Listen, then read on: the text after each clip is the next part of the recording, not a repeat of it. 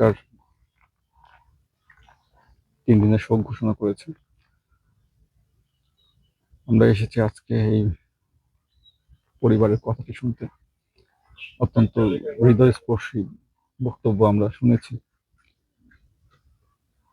একজন পিতা হিসেবে আমি তার যে মেয়ে হারানোর বেদনা সেটি হৃদয় থেকে বুঝতে পেরেছি।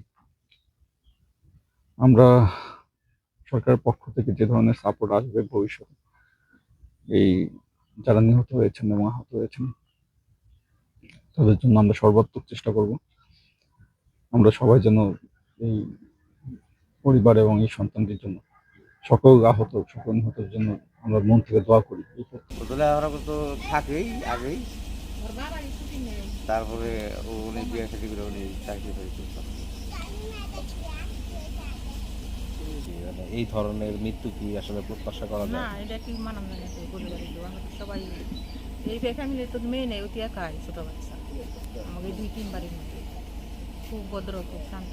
দাদুকে যে ডাকাডাকি পারছে, বাসায় থাকছে মনে করে নাইলে পরে এই 3-4 বাড়ি খালি ছোটাছুটি করছে, খেলাধুলা করছে। আমরা সবাইকে খুব আদর করতেন, খুব আদর করতাম। মানে আদর পাওয়ার মতো কি কেমন বাচ্চা ছিল না? খুব ভালো, খুব শান্ত। ওর মতো কথা আমি বাচ্চাই বলাই হারি না। সবার সাথে মিশে, সবার সাথে ভালো ব্যবহার, সালাম দিব, ভালো জিজ্ঞেস করবো। আবার যাওয়ার সময় তাদের বাসায় যাই দেন ওইদিকে গেল ফালাইতাম খেলে।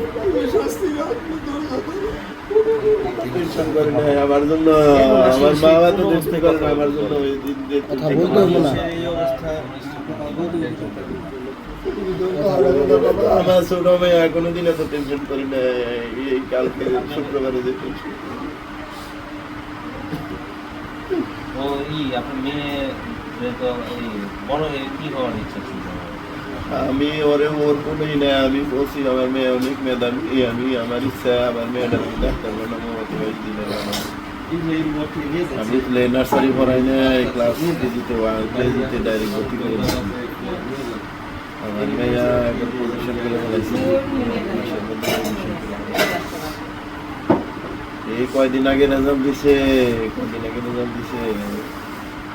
রেজাল্ট দেখে আর হাসে। আমার বাইরে যায়, বাবারই করি না, বাবার ইংরেজিতে দুটো ভুল করছে, জমিতে একটু ভুল করছে। বাবারে আমি বুঝতেছি, আমি কিছু করি না, আমি কিছু না বলে তো অসুবিধা নেই, তুমি পরে শিখবে, আমি তোমার শিখাবো। আমি সময় পেতেছি না, আমি তোমার ইজি করে দেবো, আমি শিখাবো, তোমার নিয়ে আমি পড়তে বসানো। আমি এমনি চিন্তা করছি, আমার মেয়ে বড় হইতেছে, ওর উপর আমার লাগবে আমার। আমরা তুমি কি করলাম আমি খোদার দিন এই দিনে নামাজ পড়ে দোয়া করছি।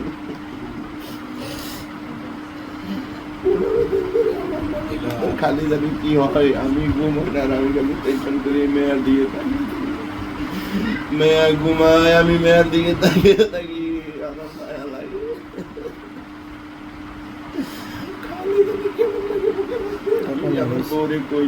আমার জানি কেমন লাগে, আর খালি চিন্তা করি ও স্কুলে যায়, ওখানে কেমনি কি করে।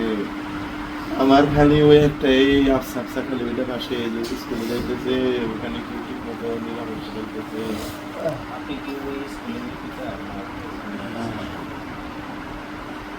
নাই বুঝতে পারছে 3 দিন আগে তুমি আমি আমার মেয়ের লিগে ডালিম গাছ বলছি, সবে তা বলছে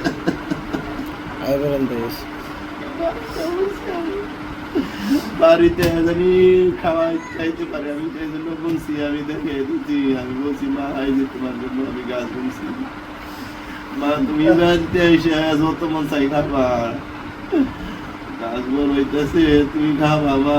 আমি এই তারিখে গিয়ে বলছি মা তোমার গাছ বড় হয়ে গেছে গা। আসলে আমরা জাতি হিসেবে খুবই সবাই শোকাহত, সারা বাংলাদেশে আসলে শোকাহত। এ ধরনের মৃত্যু কোনোভাবে মেনে নেওয়া যায় না। প্রতিটা বাবা মায়ের জন্য, আমাদের সকলের জন্য কোনোভাবেই কাম্য না। আমার সরকারের কাছে, দেশবাসীর কাছে চাওয়া থাকবে, ভবিষ্যতে যাতে এই ধরনের কোনো অনাকাঙ্ক্ষিত মৃত্যু কোনো বাবা মায়ের সন্তান যাতে না হয়, ভবিষ্যতে যাতে সরকার আরও সুন্দরভাবে পদক্ষেপ নেয়, এই সমস্ত ট্রেনিংগুলা যাতে যে এলাকায় বাড়িঘর নেই দুর্গম এলাকায় করার জন্য আমার পক্ষ থেকে বিনীতভাবে অনুরোধ থাকবে। আসলে এই সুখ সইবার মতো ক্ষমতা আমাদের নেই, তারপরে বাবা মাকে, আত্মীয় স্বজনকে, সকলকে এই সুখ সইবার মতো ক্ষমতা আল্লাহ পাক দান করুন। আমি